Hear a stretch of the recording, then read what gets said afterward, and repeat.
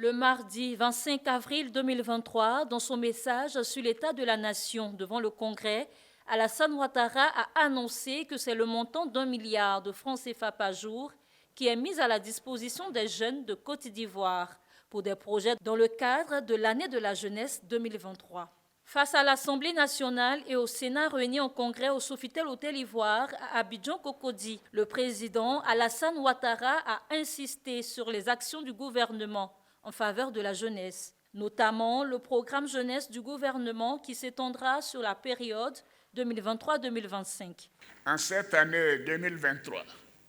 des actions fortes sont programmées pour un montant de 361 milliards de francs CFA en vue de tracer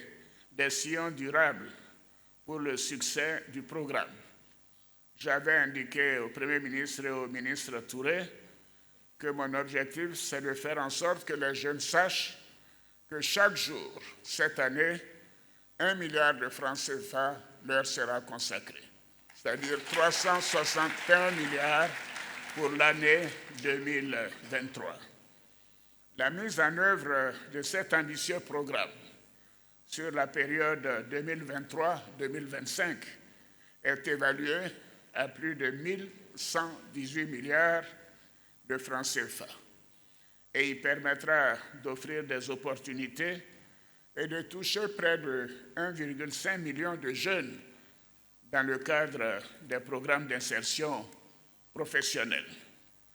C'est donc un véritable plan Marshall. Il a félicité le Premier ministre Patrick Kachi et le ministre en charge de l'emploi jeune, Mamadou Touré, pour la bonne conduite du programme. Le président de la République a fait un tour d'horizon sur certains secteurs de la vie de la nation qui donnent des signes positifs, notamment le secteur de la santé où la COVID-19 a, selon lui, pris la forme d'une maladie infectieuse courante. Sur ce sujet, il a annoncé la fin au mois de juin 2023 des primes aux agents de l'État qui en bénéficiaient. Cette maladie a pris la forme d'une maladie infectieuse courante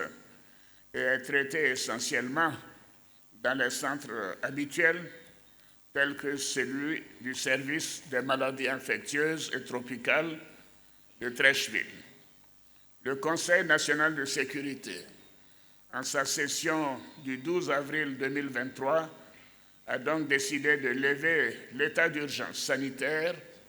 et d'alléger le dispositif de contrôle à l'aéroport Félix Houphouët-Boigny. En conséquence, toutes les mesures d'exception, y compris les primes de risque instituées